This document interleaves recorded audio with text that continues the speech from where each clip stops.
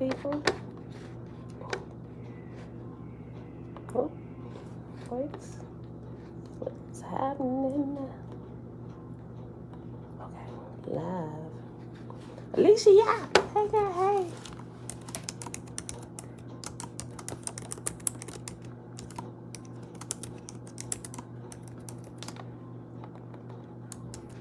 Put this together. Yes, I wanted to do that. All right, beautiful people. Sorry. There we go. It's Friday. It's Friday.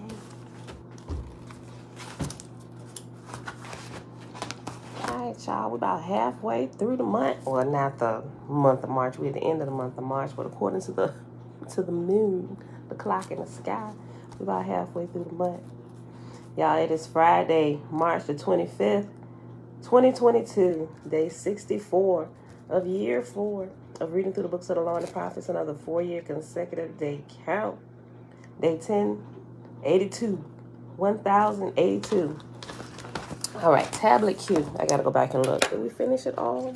Or we start the next? I think we start in the next tablet. In the complete Annunaki Bible, yes, we're starting with tablet R. See, when I go away for a day, sometimes I forget. Tablet R, and I don't necessarily look at it before I open it in the morning. Not all the time. Sometimes I do, sometimes I don't. Yeah, we're going to finish all that tablet today because that's really short. And then we're going to pick up where we left off in this long chapter, chapter 31 of My Big Toe. We still got 2, 4, 6, 8, 10 pages left of that. I'm not sure that we're going to finish that all today. But if we don't, we definitely going to finish it tomorrow. And then we'll be done with My Big Toe in a few days after that. And then we'll move on to the next reading. All right, beautiful people. So let's get started. Father, thank you for another day. We are here to learn and learn to apply. All right, y'all. Tablet N of the complete Annunaki Bible. This one is entitled Book of the Return and the Last Days. Zoe, that's why, but matter of fact, that might even be our chapter for today. Our chapter title or our video title for today. We'll see. Okay. Book of the Return and the Last Days. And this is a pretty long intro. It's about 2 1/3 pages long. So most people are aware that the times in which we live are ultimately unique. We are nearing the end of days, although this is not necessarily something cataclysmic, and many will not live to see it through anyways. For those who are bound to their material systems and worldly glamours, well, it will indeed be the end of the world. For those who have prepared in self-honesty and have learned the true knowledge, then there is no fear. Grand Rising, Uncle JB. Fear, loss, and grief will only undo you. That could be a good title for today. Okay. For those who have prepared in self-honesty and who have learned the true knowledge, then there is no fear. Fear, loss, and grief will only undo you. Forget the grimoires you may have read. These are the true demons: fear, grief, loss, jealousy, anger, violence, lust. Indeed, you know what of which I speak. There is a source beyond this universe, but we are removed from that into this world of darkness that permeates throughout the universe and continues to spread. The beings of light are not weaker. We are simply outnumbered and seem to be in the position of having to constantly be on guard in defense. Darkness does not do this. It never questions its own nature, never questions if what it does is right. That is a battle that only the true seeker must fight, since darkness simply is. The true use of magic is merely a term used for the practical applications requiring believing in yourself enough to act on what is important and an ability to direct the unlimited self at will and self-honesty. That was good. Let me read that again. Amanda, shalom. Audrey, shalom. Listen to this. The true use of magic is merely a term used for the practical applications requiring believing in yourself enough to act on what is important and an ability to direct the unlimited self at will and self-honesty. All of your power comes from within, and as self and any system that would displace the focus of this power away from self is a deception. The power is, however, channeled from an unlimited source we are connected to, the source of all, the all. Let me read that again. All of your power comes from within, and as self and any system that would displace the focus of this power away from self is a deception. This power is, however, channeled from an unlimited source we are connected to, the source of all, the all. So we're pretty much saying, if you ain't get it, everything that's going to happen is going to come from within inside of you. Now, within inside of you lies the source of power, the source of all, the great all. We call him Yah, or the great creator, great spirit, whatever. But that spirit, that source, lies on the inside of us. And if anything is going to change, we have to initiate it. We have to go within and draw that power out to change. That's where true magic comes in, a belief that you can do it. Right? Don't get it all twisted. Oh, what do you mean I can do it? I ain't nothing. God do it. You get what I'm saying, right? You need to do something. You initiate it. You go within. Tap into the power of Source or God or the great creator or the great spirit. And you draw that power without and cause the outside world to change. That's the true foundation of any and all type of magic. Right? Okay. If you want to use the word magic. Some people just triggered by it and just stay away from it altogether, but we know at what level those people are anyway, so just keep on moving. Directing the will and personal energies under the control of self is the most important part of any magical process, and with time, the ceremonial ritualization and such do not remain as important for manifesting will. When you learn to work and resonate with the flow of the universe, things can seem to just happen. This doesn't mean that you can just sit back and do nothing, but using true magic is the understanding of how and where and when to apply the right energy for the best results. So that was good. Levine, blessings, but said it again. When you learn to work and resonate with the flow of the universe, things can seem to just happen. This doesn't mean that you can just sit back and do nothing, but using true magic is the understanding of how and where and when to apply the right energy for the best results. The divine right of Marduk has been acknowledged by modern Mardukites.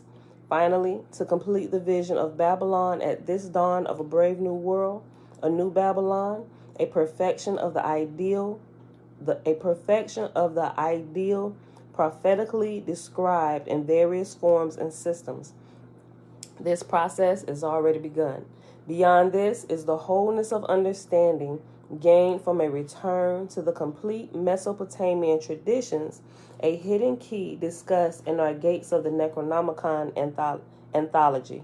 And it has reference 104 for Gates of the Necronomicon, and it says it's edited by Joshua Free. It's a 2-year Marduk anthology. Okay, oh great spirit, hallelujah. Fill us, oh great spirit, with your presence so that the self does not take over. Glory and praise, oh great spirit. In 2009, the first modern Akiti, A.Ki.Ti. In 2009, the first modern Akiti Spring Festival was observed by dedicating Mardukite chamberlains when the zodiacal signs annually enter the sign of Aries, the realm of Marduk. Since the founding of the Mardukite ministries was the summer solstice of 2008. This March festival should continue to be observed by this tradition, and it has reference 105. And that says, described in the 2-year anthology in the Sumerian Religion Deluxe Edition and the standalone pocket booklet Book of Zagmuk by Nabu, released by the Mardukites. For Beltane, and Beltane has a reference 106, and that says, Beltane, literally the fires of Bel, as observed in the Celtic or Celtic tradition. May one also, May the 1st also plays a significance in the gatework for the Necronomicon cycle. Okay. For Beltane in 2009, the presiding Nabu Mercadikai, Joshua Free, banded together with other Mardukites all over the globe to conduct a synchronized opening of the Marduk Gate. In normal operations, this would be done alone and closed at the end of the rite. For Beltane 2009, the South Gate was strongly thrust open by many dedicates and left many dedicated and left open to all until the end of days to gain. Let me just go back and read that again. Okay. In normal operations, this would be done alone and closed at the end of the rite. For Beltane 2009, the South Gate was strongly thrust open by many dedicates and left open to all until the end of days to the gain of all the devotees who wish to access the current of Marduk directly. Much insight has been accessed as a result of this work, and for those who have followed the work closely and rightfully call themselves chamberlains, the immediate result of this gate work is the Bible you now hold. The evening of April the 30th, or May's Eve, is considered the potentially most powerful time for gate workings from our side. Annually, it appears opposite the more famous Samhain Halloween threshold, and practitioners of the tradition continue to hold meditative, internal, and ceremonial ritualized Stargate workings on this night. The key to the dimensions opens daily when the great bear hangs from its tail, but it appears to be the most significant at Beltane when it occurs just before the midnight threshold. For example, Beltane 2009 on April the 30th was the 6th day of the moon, and the gate opened at approximately 11:30 p.m., according to Simon for the 2009 Beltane gate. Quote, Pluto continues to rise at 11:30 p.m. on Beltane this year. Jupiter and Neptune are conjunct in Aquarius, giving rise to spiritual insights, illumination, and energy for walking on the stars. End quote. Gaga, or Pluto, stands as a gate messenger. Again, nothing new, but Jupiter, Marduk, and Neptune, Aya, Ea, Enki. Okay, so Jupiter is a representation of Marduk, and Neptune is also a representation of Enki. And it has all three of the names he was known by. Ea with the E, and Enki. Okay. Gaga, Pluto, stands as gate messenger again, nothing new, but Jupiter, Marduk, and Neptune, Aya, Ea, Enki, meet up in Aquarius, the sign of the Lord of the Waters of Life, and the sign of our new age, Eon. Can you say family reunion? Mardukite Ministries, also known as the Mardukite Chamberlains, Ordo Nabu Meerdikai, supports modern Mardukites, those who acknowledge a living tradition composed of a belief in the existence and contribution of the Annunaki, working in tradition based on the writings of Nabu, the prophet, scribe, and son of the Babylonian figure named Marduk, who is hailed as Lord of the Earth by Babylonian accounts.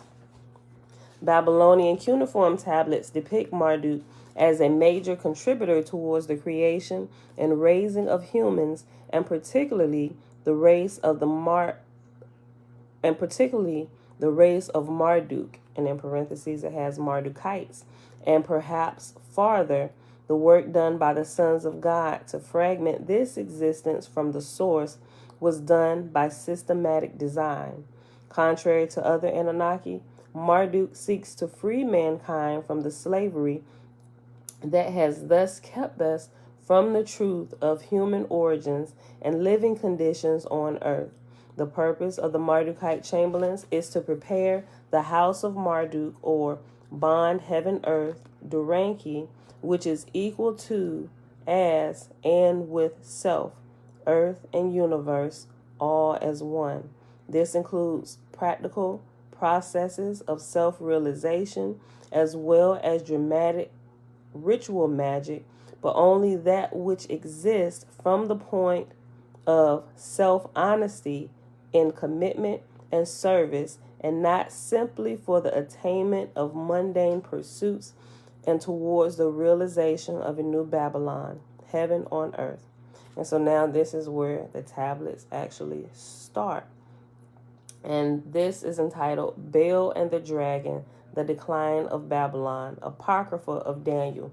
And we know about Baal and the Dragon because it is in the Apocrypha. Remember, Baal and the Dragon, if you don't remember, that's when the king was being tricked by his men, his whole staff, and when they were making sacrifices, the king actually believed that the statue, the god they had created, was actually eating the food that they were bringing to it, right? And so they were pissed with Daniel because Daniel had figured it out. And so he told the king, he said, King, wait, hold on, listen. We're going to just prove that your God is not really a God at all, that this is merely just wood, stubble, stone. It neither eats nor drink, nor does it hear, nor can it speak, right? I'm going to prove it to you.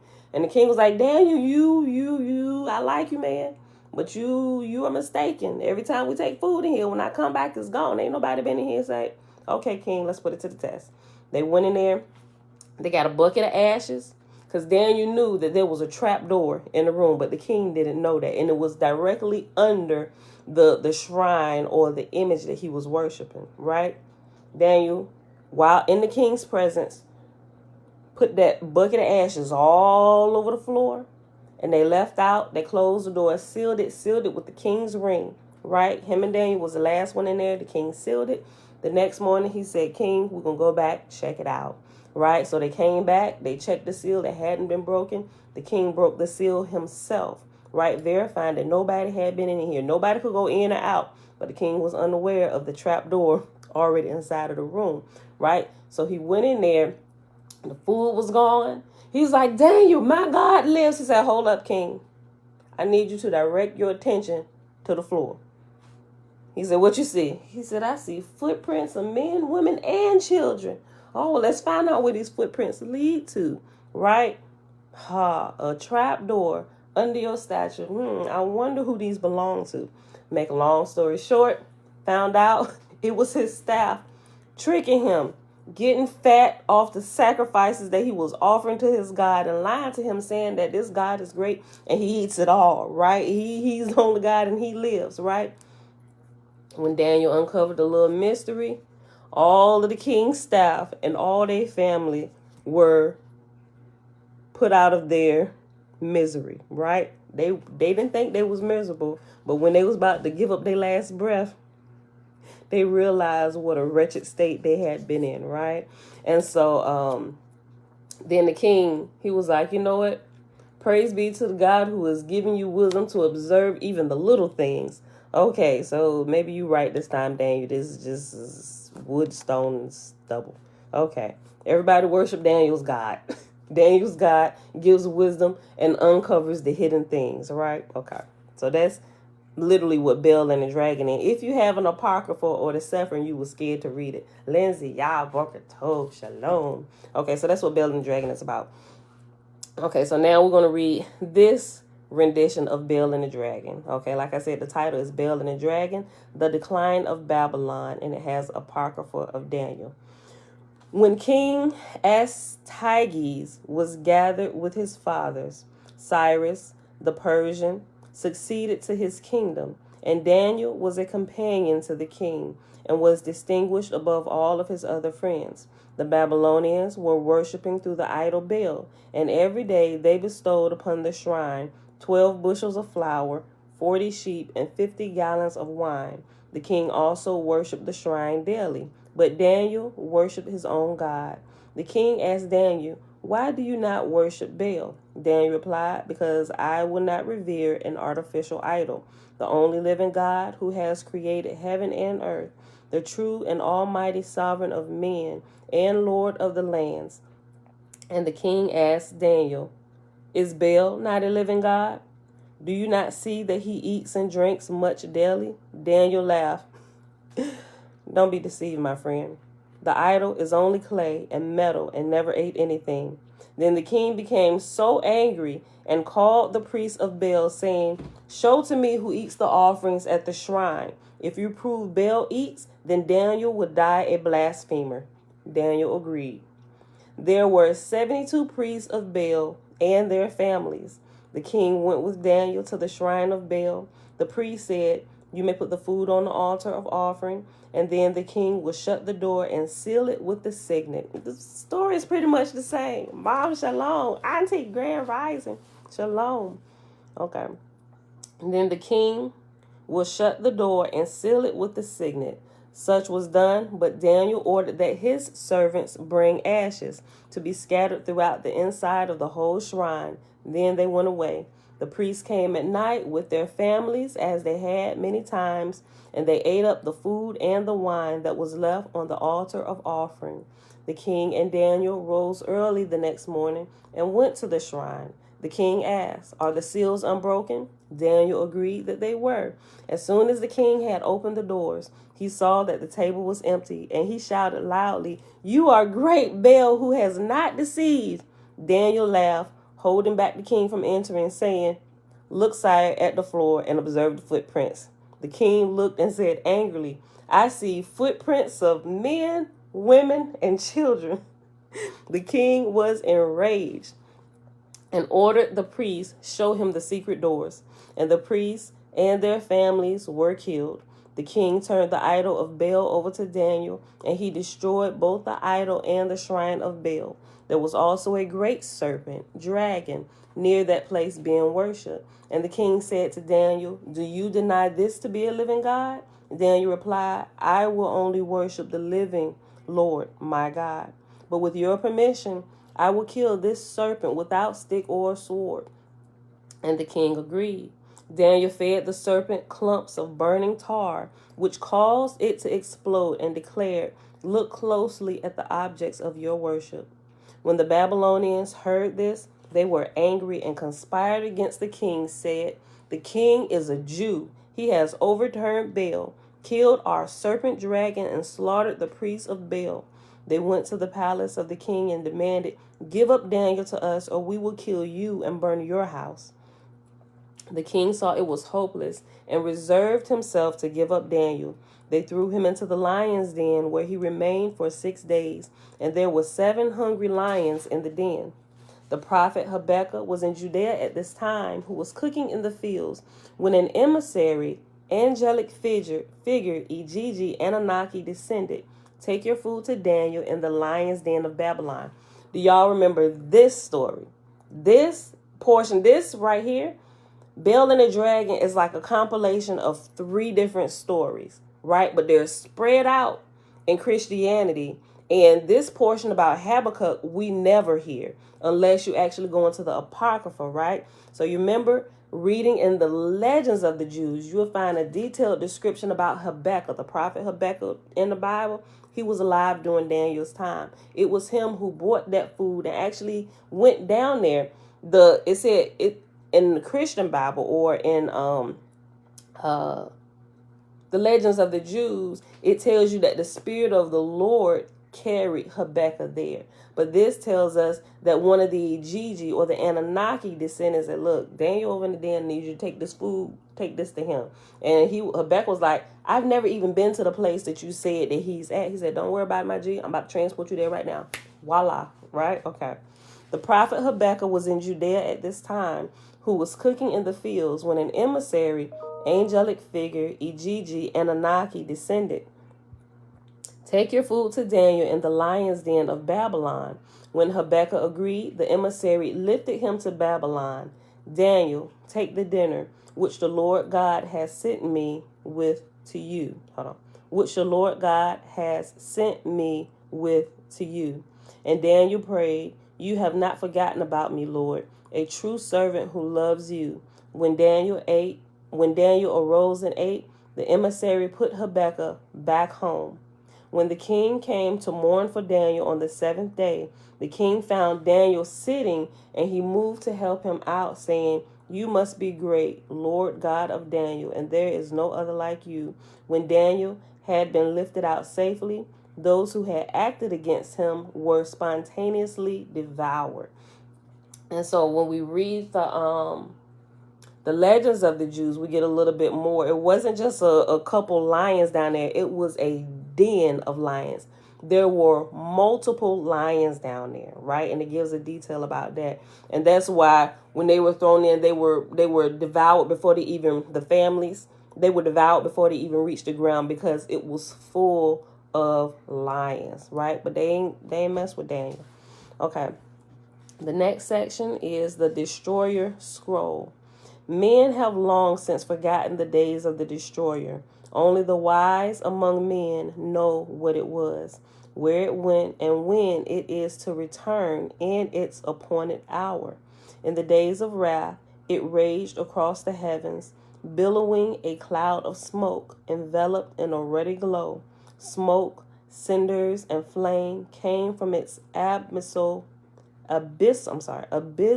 mouth. Eons pass, the wheel turns, the laws operate on the stars in heaven. The ways of the stars or spheres is altered. The heavens will be in confusion as on earth. In the days when the destroyer returns, the people will have the great book out before them. Wisdom is revealed to those who gather for the last stand, guardians of the watchtowers who keep alert for the return. How long will your vigil last? And to you who are unprepared, waiting to understand, where will you hide yourselves in the doomscape? In the dreaded days of doom, the bond of heaven and earth will fail, and earth and sky will be severed in two. Though men say such things are not destined for our time, may the great God grant that this be so. The next section is a lament for Babylon and the last days of earth. Holy vision, what do I behold before me? The skies are filled with terror. The earth quakes beneath my feet. When out my window I expected daylight, only darkness has come. In the skies the clouds of doom gather and rained forth death. When the glow of lightning ceased, all was again washed in darkness, and everything that had ever lived turned to ash. During the age of Ishtar, the rule of Akkad, Sharu-Kin, Sargon, Marduk turned his head. Poor Babylon had done sacrilege. Everywhere, from east to west, the day had turned to darkness. The current of the river had changed its course and flow, and the eyes of the God had looked away. The land was to perish, and the eyes of the God had looked away. The people were to perish. But this is nothing compared to what will come in the last days. That which will be done was never done before on earth. In the last days, the earth will completely perish of human life, and the land will be damaged so as not to support life, and the skies will be darkened so as not to allow the light of sun, and nothing will be allowed to live on earth. The first evil blast, and then the baneful storm. The heavens will be severed in two, and the earth will be impaled. The face of the earth will smite as never before. In the days of the destroyer, this nearly happened. When the earth darkened, the shadow was passed over the face, and the evil wind was born anew. You were given kingship on earth, but an eternal reign you were not granted. Again, Marduk comes to build the foundation of heaven, earth, and the unknown sovereign of the faith will come to his aid, and he will be known hence as the triumphant Son Man. The armies of Marduk will conquer the unjust and the wrongdoer. The aligned people living in his time will rejoice in their freedom, but woe to the unprepared who have not learned the secrets of the ages. Well, we might use that as today's title. Woe to the unprepared who have not learned the secrets of the ages. Then will a new king rise in Babylon. Beside the prophet he sits. A new temple to the heavens will be raised. A new Babylon will rise. The foundation of heaven earth will stand like a mountainside, and the gateway of the gods, stairway to heaven, will be open. There the servants of Marduk will grasp his hand to lead the risen God in procession to the triumphant throne. And the last little section of this tablet is Tablet of Union, the destiny secret of the Annunaki. All life is precious in the fact that it lives. Life is exciting against all odds, and life grows and develops following a course. Love is will, and love creates emotions. Love is everything in this world. God is the supreme being, that which represents true, pure, all-powerful love, the light that binds and unites the universe in its creation and destruction. God is the conscious at the center of all life. When you put love and light into life, which is God. Hold on. Oh, let me read it again. God is the conscious at the center of all life. When you put love and light into life, which is God. The spirit of that life becomes eternal. The devil is the name given to the path that leads to harming another and the self against the natural order and promoting the belief that one cannot live without love. You cannot exist without love. Let me read that again. The spirit of that life becomes eternal. The devil is the name given to the path that leads to harming another and the self against the natural order and promoting the belief that one cannot live without love. You cannot exist without love. Love is even within what is considered evil for it to exist, as the love in evil manifests the demons of jealousy, misery, greed, pain, and grief. But all life is one in equality, and there are no right or wrong choices. That was good. In and of the love of God, man and woman is created to create with the manifested creation of love they have. That was good. Let me read that whole little paragraph again. Love is even within what is considered evil for it to exist, as the love in evil manifests the demons of jealousy, misery, greed, pain, and grief. But all life is one in equality, and there are no right or wrong choices. In and of the love of God, man and woman is created to create with the manifested creation of love they have. The power to create is in love, and the power to destroy is in love. It's a thin line between love and hate, my G. Yo, this is good. The power to create is in love, and the power to destroy is in love. To live for yourself alone outside of love is union with greed, as the love of God is in all life. The natural state of unity in all life is to love all life.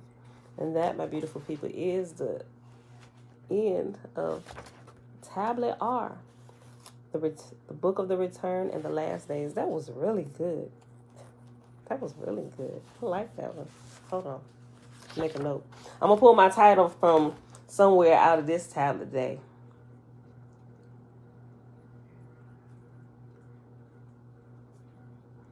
All right, y'all. Y'all ready to go back to my big toe? I know. I ain't got too many stories for this chapter right here. Y'all just gonna have to flow with it with me while I read it.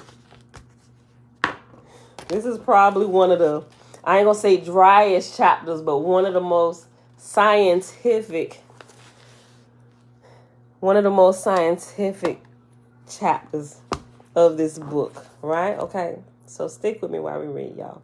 Remember, it's chapter 31, and the title of this chapter, I forgot, it is, the birth of space-time, how space is created by enforcing a constant speed limit in physical matter reality, right? So we understand a few parts. Some of y'all may understand a little bit more, but if I ain't giving y'all stories and I'm just reading, most of the time I ain't got no story. I don't really know how to relate to it just yet, right? My experiences hasn't reached that level, but bear with me. Okay. You, dear reader, have now derived from the first principles the fundamental understanding upon which the theory of relativity is based, a first in the world of modern physics. You will also find out in Book 2 that my big toe derives the theory of quantum mechanics, why particles are probability distributions before they are measured, from the same fundamental principles, another first in the world of modern physics. Thus, the physicists search for a single little toe that derives both relativity and quantum mechanics from one overarching understanding has been accomplished. Having wrapped up the physical matter reality science in this neat bundle and solved the riddle that has stumped physicists since Einstein, let's go on to deriving the nature of the larger reality that is, after all, a big toe. Time, or equivalently, frequency, is a fundamental attribute of Aum, whereas the notion of space is derived from time specifying a constant velocity of propagation of information. That is why the citizens of space-time must live with c as the celestial speed limit. Time is fundamental. Space is derived from time by specifying the constraint c. The three constant constraints defining physical matter reality space-time, delta-v, delta-t, and c, were all three naturally evolved together as consciousness developed an adequate foundation for the specific physical matter reality rule set that would create an optimal learning lab for individuated units of consciousness, a physical matter reality that is well within the capacity of the larger consciousness system to implement. Evolving physical matter realities within the larger consciousness system is not particularly miraculous. It works by applying the same fundamental process that brought you to reading this page, occupying all the possibilities and building on the best results by trial and error, by putting randomness and purposeful self-modification to work in the service of entropy reduction.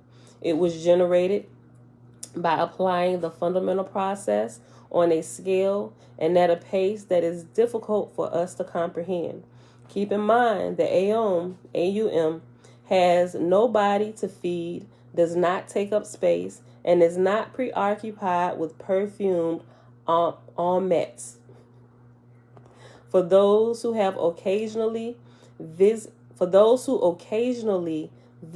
the physical matter reality physics fringe, the fact that we might be clever enough to take a space-time shortcut through a wormhole does not change the fact that C, the letter C, which is it stands for celestial space-time?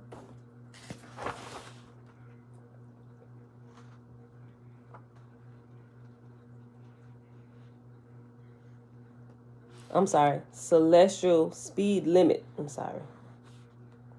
Celestial speed limit. Okay.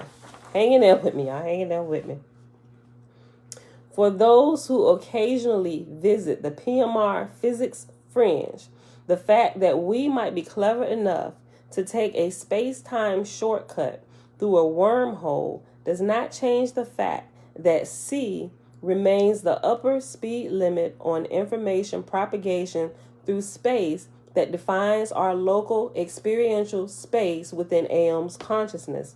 Likewise, if data transfer rates seem to exceed light speed in certain peculiar situations, this implies only that the defining rule set has a level of generality that allows special cases to appear to violate the speed of limit c.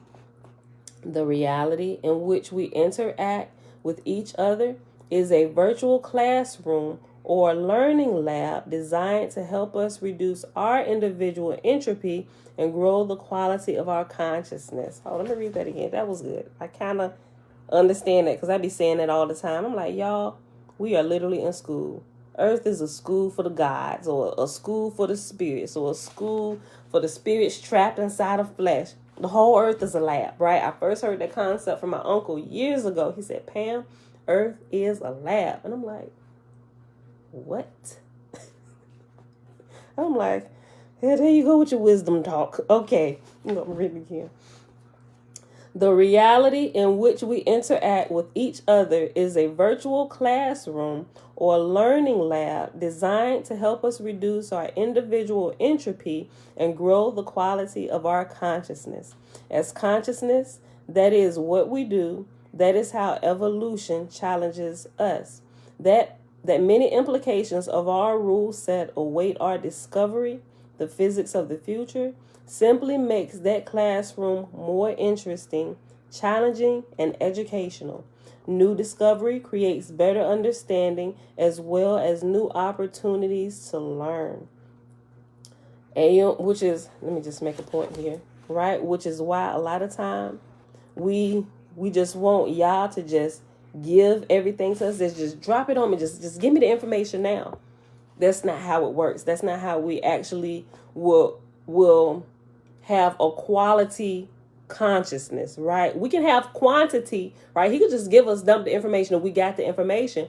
But if we haven't developed the quality of our consciousness, the quality of our character, all that quantity of information, all that random stuff that you know, it's not helping you. It's going to probably harm you more than anything, right? That is not how we effectively grow as spirits here in bodies in this lab on this earth, right?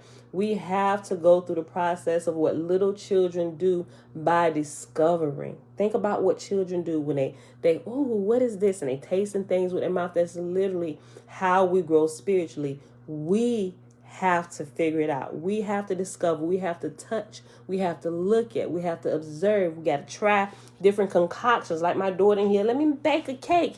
Adding stuff to the cake like apple cider vinegar and sugar. Those are ingredients, but not ingredients for what we are trying to make, especially if we want to eat this, right?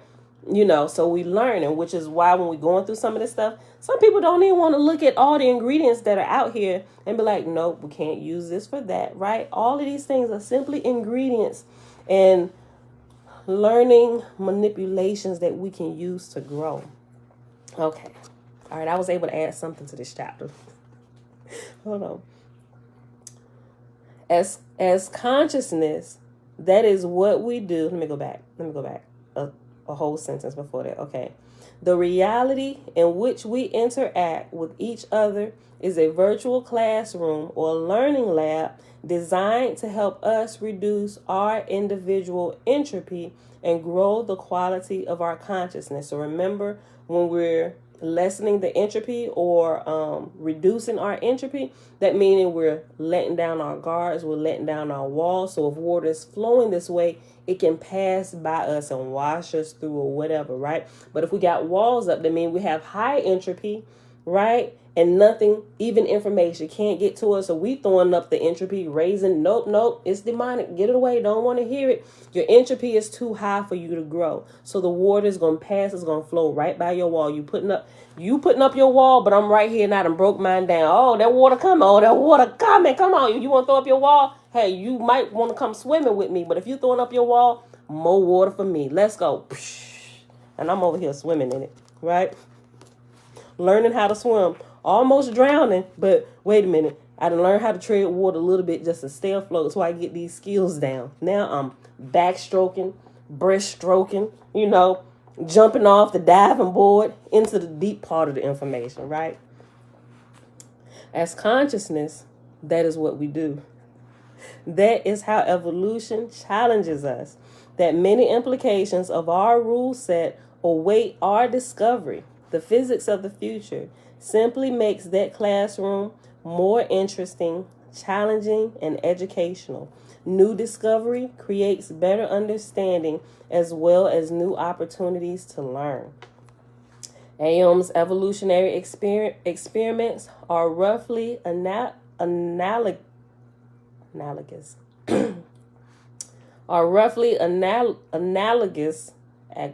Yeah, y'all know what I'm saying. Okay. Aeom's evolutionary experiments are roughly analogous to our Gedanken experiments or computer simulations, and thus can be done in great variation relatively quickly. With the aid of its specialized binary computing part, Aeom can evolve at an incredibly fast pace compared to biological systems. The big computer, TBC, and the even bigger computer, EBC, discussed in Section 5, Chapters 6 and 11, respectively, of Book 3, are actually only tiny subsets of Aeom's computing part. If you enjoy torturing and abusing the English language as much as I do, boy, I'm in good company. If you enjoy torturing and abusing the English language as much as I do, you have my permission to describe Aeom as a consciousness system digital being thingamajig. We might use that in our title, thingamajig or something. Hold on. I only got so many characters I can put in the subject. Okay. Reality cells, memory cells, binary cells. Everything seems to come down to cells. Cells are discrete units of state-specific relational content and represent both information and organizational substance, not necessarily physical matter. Awareness, form, function, content, and purpose all flow from the interactions of reality cells, the basic building blocks of aware consciousness. All cellular and digital creations exhibit granularity at some level of detail. Both our reality and our perception of it are granular at the root. At the bottom layer of organization, within reality, one will find discrete units relationally formed and arrayed into constrained dynamic patterns of relationship. The complexity and organization of these patterns are progressively developed within a primordial, undifferentiated potential energy, unaware dim consciousness by the iterative and recursive operation of the fundamental process. The mechanics of evolution naturally act upon any complex system, such as entities, universes, or reality frames that possess a substantial number of alternative choices and possibilities. The simple process is maintain the winners, those having made useful and profitable choices, and discard the losers, those having made dysfunctional or profitable choices. Changes initially occur as more or less random permutations and combinations take place within systems that have a significant array of potential outcomes. The winners continue to evolve while the losers fade away or maintain the status quo. This generalized theory of evolution, applicable to any sufficiently complex, spontaneously changing system that we have been applying to AOM, has recently, in some quarters, been renamed as Emergent Complexity Theory. Sometimes an evolving consciousness system may in time develop terrific complexity and seemingly endless potential as the fundamental process iterates upon itself repetitively, eventually evolving into something that begins to mimic its source. When the wheel turns full circle and the success product of the evolutionary drive towards self-improvement begins to take on the characteristics of its source, it becomes a partner in the process of consciousness evolution. Hang in there, y'all. We got like 10 minutes left, and I'm going to stop this. No, okay. Imagine this. An individuated, constrained, high entropy fragment. Guys, don't follow some of my bad habits, right? You got to go through the stuff. That I feel like this is reading through the genealogies. It's just like, but you got to get through it, right? It's some little funny parts in here and there, but they're really spread out. So I'm trying to think of stories to add in here, just kind of keep y'all woke. Cause I know half y'all probably went to sleep, or y'all just got me playing in the background when y'all walking through the house cleaning or something or working. Imagine this. An individuated, constrained high entropy fragment of consciousness eventually evolves profitably self-organizes to become a low entropy being. As a part of the source from which it was cleft, it lowers the entropy, increasing the quality, furthering the evolution of the whole by the amount of its personal growth. This individual contribution, which lowers the entropy of the entire consciousness system, constitutes the upstroke of the consciousness cycle. The downstroke is represented by the creation of individuated consciousness by uniquely bounding subsets of undeveloped raw consciousness of relatively high entropy that are capable of eventually evolving toward lower entropy states. Are you beginning to sense the great cycle of consciousness evolution of which you are a part? A vague understanding of how and why the consciousness cycle operates to sustain the ecology of the larger consciousness system is your first peek at the big picture. The consciousness cycle describes a mechanism that allows consciousness energy to continuously organize itself within the larger consciousness ecosystem. You are an important player in a consciousness cycle that drives system profitability, capability, operational power, and brightness upwards as it exhausts entropy. We will pursue these concepts more fully in Chapter 24, Book 2. Let's pull it all together. The constant upper limit of c, speed of light, defines the concepts both distance and space within the space-time subset of Aeon's consciousness. Each so-called space-time cell, by definition, now has a conceptual attribute of extent. Thus, Aeon, remember, Aeon is A-U-M. Thus, Aeon invented, thought up, or evolved the concept of space by imposing the constraint of a constant maximum velocity of propagation of information within its space part.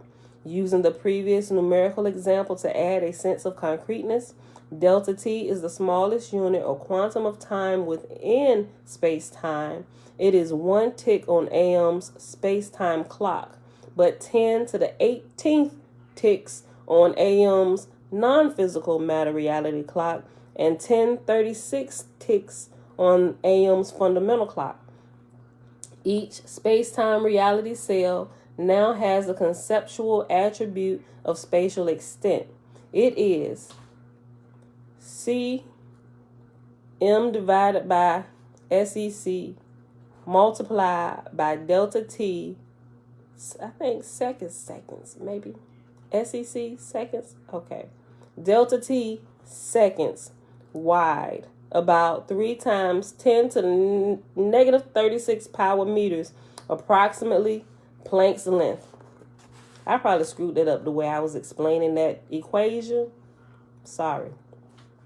The logical necessity of C being a constant delivers Einstein's theory of relativity. The science, engineering, and math types need to chill out. That's what I'm saying, because I'm screwing this all up. They're probably cringing at how I'm reading these equations. The science, engineering, and math types need to chill out.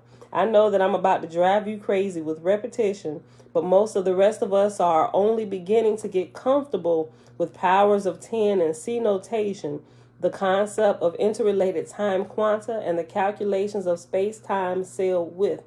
Take care not to burn out your clutch or overheat your engine. This is a good time to lie back and coast a little. To say the same thing in the opposite direction, if an imagined row of adjacent physical matter reality space-time cells, each of width c times delta t, uniformly propagates a distortion by consecutively challenging the state of one cell every delta t, the distortion propagates at the velocity c. Do not expect me to explain what I just read to you, right? We just said it. The math types and all, y'all need to chill out. We just reading through this. This is not, hold on. Thus, the cells in the space part of aeon now produce the attribute of size. This is not to say that these individual cells have size or begin to take up space. They have information and processes that simulate size.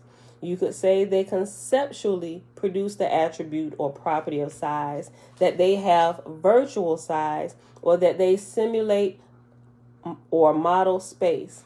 These space-time reality cells are a part of aeon and exist as thoughts exist without space. Because aeon's evolution of space-time rule set found optimal profitability within an experimental isotropic space, the functional propagation of information in any imagined direction is the same throughout this uniform space-time matrix of reality cells. To maintain a constant propagation velocity in all directions, it is convenient if these space-time reality cells are conceptually spherical. 3D solid geometry becomes a concept, an attribute of the space part, and any propagation in any virtual direction will find the virtual distance to any neighboring cell to be the same. More succinctly, the spherical diameter, the conceptual width of any cell in any direction equals c times delta t. The concept of space, distance, and direction, and the concept of time are interrelated through the constant c and merge conceptually as space-time. Don't worry about the voids that exist between the spheres when packing spheres into a 3D matrix. That is an issue in physical matter reality space-time, but not an issue in digital thought space where space-time is created and defined. Similarly, energetic interactions among various forms of energy and the invariance of inertial reference frames within the experience of physical matter reality are not in conflict with the Euclidean frame of mind of aeon's space-time part. Maybe just one more paragraph and we got to pause. Our PMR space-time, within which the experience of matter in our universe is created, see section 4, represents only one uniquely constrained space-time application existing within a space-time part as opposed to the space-time part of aeon. There are other space-time parts or space-time dimensions of aeon corresponding to the other PMRs mentioned in Chapter 4, Book 3. From our point of view, these other PMRs exist in non-physical worlds within other dimensions. From our perspective, every subset of specialized reality cells in aeon defines another dimension of existence, another reality, or if you prefer, another virtual reality. The specialized parts of aeon are to aeon as systems of thoughts are to us. a rough analogy, even if we had super memories. These specialized subsets of aeon represent separate experiments in consciousness, evolution, propagating their way to whatever comes out of them. And this right here is what we're going to pause at today, beautiful people. I know I got 3 minutes, but we just going to take these 3 minutes and end it on the, I'm sorry, we got a minute. I looked at it wrong. We just about to end it. So I hope y'all enjoyed the reading for today. I mean, I explained what I could relate to the best I could early on in the reading of this. But the rest of it, we just going to have to figure out together. Or if you're more knowledgeable of this than I, share your wisdom with the sister. Share with all of us. We'd appreciate it. Shayla, hey girl, hey, great rising. Okay. We definitely going to be finished with the rest of this chapter 31 tomorrow. Oh, yeah. Oh, we got 2, 4, 6 pages left. It's 3 pages, but, you know, it's words on both sides of the page. So, yeah. We paused on 269. All right, beautiful people.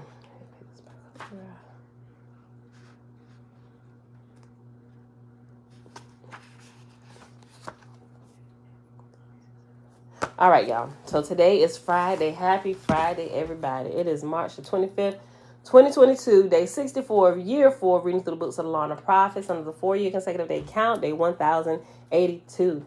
We read all of Tablet R, which was really good. The end of days, the title for the day going to come out of that, and we might add thingamajig to the title from my big toe, something. I'm going to figure it out.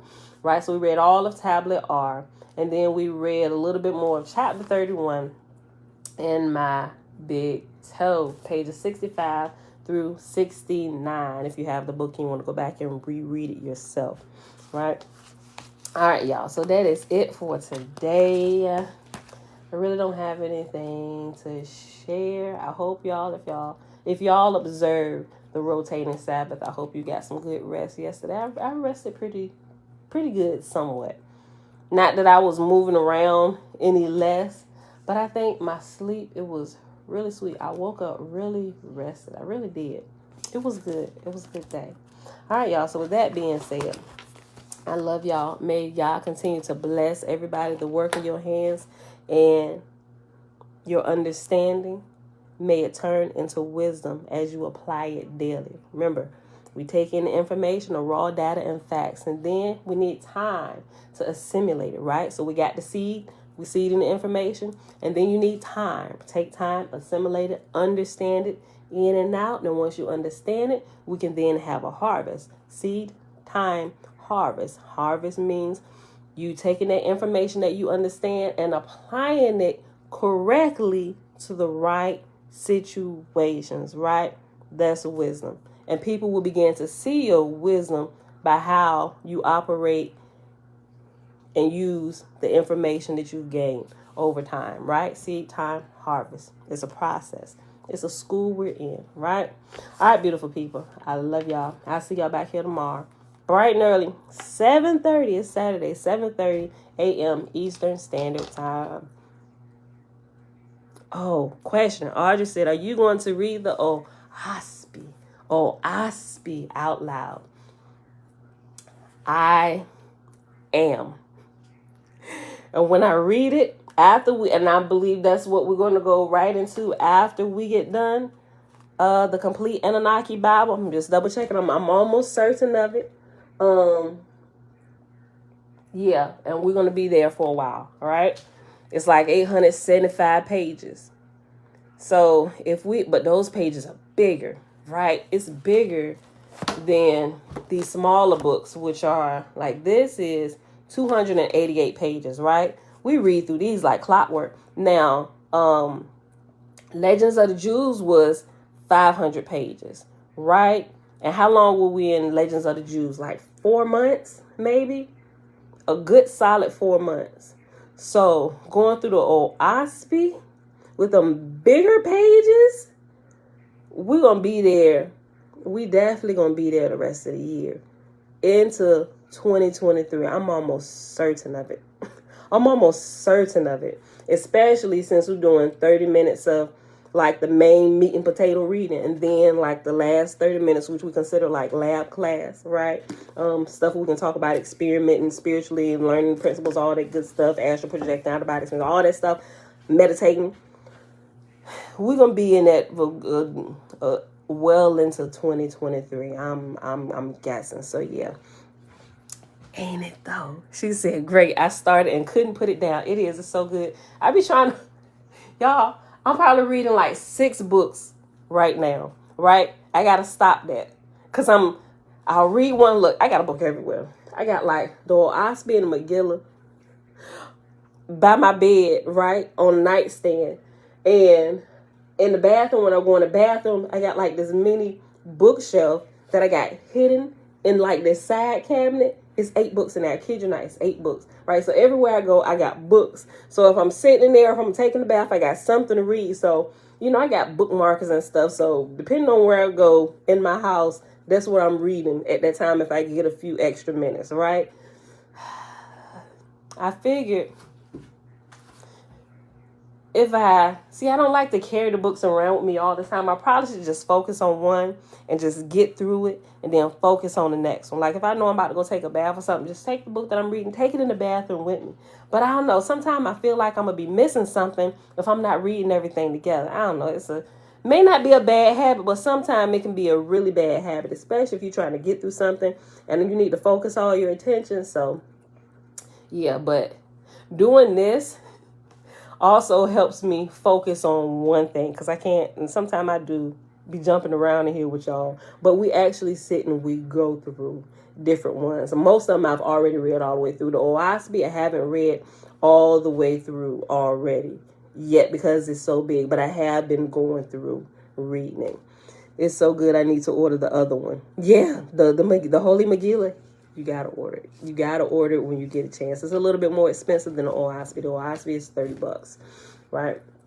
But yeah, if you get the Holy Megillah, you can only get it by mailing in a check or money, or you can't order offline. I know y'all know, but a couple people's asking. We can't just do it on. Nope, you can't. You gotta print the little order form off that they got up there on that page, fill it out, mail it in. But they're really good about getting it to you really fast. And they may call you, let you know that they have your check and they're going to go ahead and process it and mail it out. You may get a call.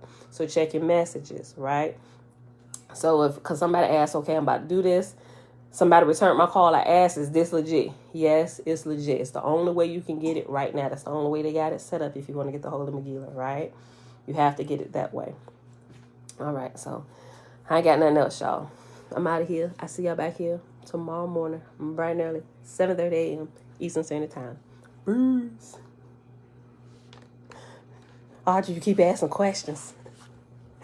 Am I going to do a Zoom for those who ordered that one? You might not have been present, right? Okay. So when you get it, they're going to send a little pamphlet on why they don't want it read online. And I kind of went through that. I would love to do it.